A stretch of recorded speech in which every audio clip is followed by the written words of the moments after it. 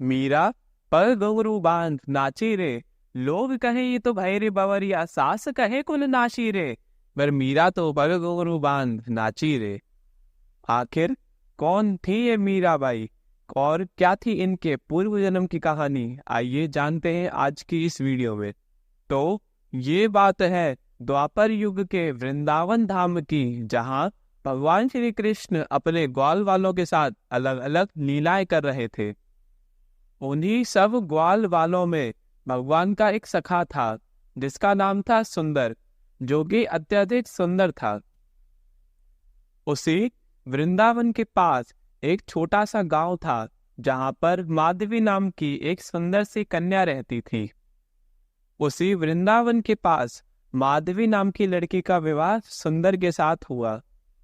शादी के बाद जब सुंदर अपनी पत्नी माधवी को लेने के लिए गया, तब माधवी की मां ने उसे समझाया कि देख, तू अपने ससुराल वृंदावन जा तो रही है, पर वहां पर एक कृष्ण नाम का लड़का रहता है जो कि अत्यधिक सुंदर और मनमोहक है। वहां की सारी गोपियां कृष्ण के प्रेम में दीवानी है, कहीं तू भी उसके प्रेम में पागल मत हो जाइयो। विदाई हुई और माधवी अपने पति सुंदर के साथ डोली में बैठकर वृंदावन जाने लगी। जैसे ही डोली वृंदावन पहुंची, सुंदर ने अपनी पत्नी से बोला, अरे सुनती हो, वृंदावन आ चुका है, देखना हमारा कहीं कन्हैया यहीं कहीं गैया चरा रहा होगा। जैसे ही उसे पता चल जाएगा ना कि मैं आया हूँ, तभी देखना दूर से ही दौड़ा चला आएगा। जैसे ही कृष्णा ने सुंदर को देखा, तब वो बहुत दूर से दौड़े चले आए। अरे सुंदर सुंदर, अरे सुंदर, ले आया भाभी को, तनिक हमें भी तो दिखा, कैसी है हमारी भाभी। सुंदर बोला, अरे मैं क्या दिखाऊं तेरे को, तेरी भाभी है तो खुद जाके देख ले। कृष्णा डोली के पास पहुंचे, उन्होंने डोली का पर्दा उठाया और बोले, अरे भाभी तनिक मुंह तो दिखा। पर माधवी ने अपना घूंघट ऊपर नहीं किया। भगवान ने फिर पूछा, अरे भाभी तनिक मुंह तो दिखा, अरे भाभी मुंह तो दिखा। बड़ी ही सुंदर आवाज माधवी के कानों में पहुंची, पर फिर भी माधवी ने कोई उत्तर ना दिया। कृष्णा ने सुंदर से बोला, अरे सुंदर, भाभी तो अपना मुंह ही नहीं दिखा रही। सुंदर ने अपनी पत्नी माधवी से बोला, अरे तुम इससे मत शर्माओ, ये तो हमारा ही सखा है, तुम इसे अपना मुंह दिखा सकती हो। पर फिर भी माधवी ने अपना मुंह कृष्ण को नहीं दिखाया। भगवान समझ गए कि कुछ तो गड़बड़ है। चलो, मैं भाभी का मुंह बाद में देख लूंगा। ऐसा कहकर भगवान वहां से चले गए और माधवी अपने ससुराल वृंदावन आ गई। फिर कुछ दिनों बाद माधवी की सास माधवी को लेकर नंद भवन आई। माधवी की सास अंदर जाकर कहती है, अरे यशोदा, सुनती है, देख घर में बहू आई है, तुझे दिखाने के लिए लाई हूँ, मेरी बहू को आशीर्वाद तो दे दे। माधवी को अंदर बिठाया, तभी भगवान वहां पर आए और आते ही बोले कि मैया बड़ी जोरों से भूख लगी है, जल्दी से भोजन दे दे। मैया कहती है, अभी थोड़ा सब्र कर, देख नहीं रहा घर में बहू आई है।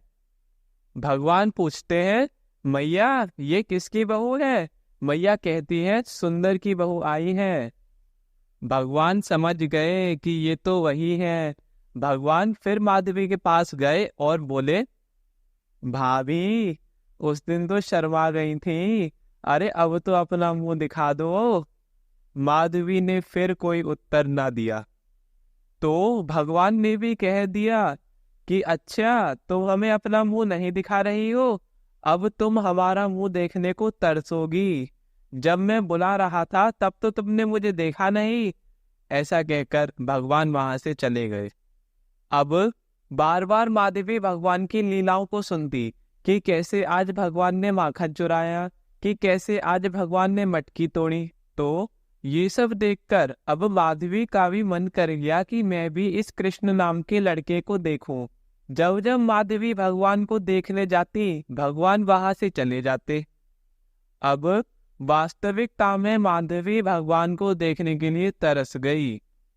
अब रोज माधवी माखन निकालती और उसे मटके में रखती। रोज छुपकर प्रतीक्षा करती कि आज कृष्ण मेरे घर माखन चोरी करने आएंगे और मैं उसे देख लूंगी। माधवी रोज भगवान का इंतजार करती रही पर भगवान नहीं आए।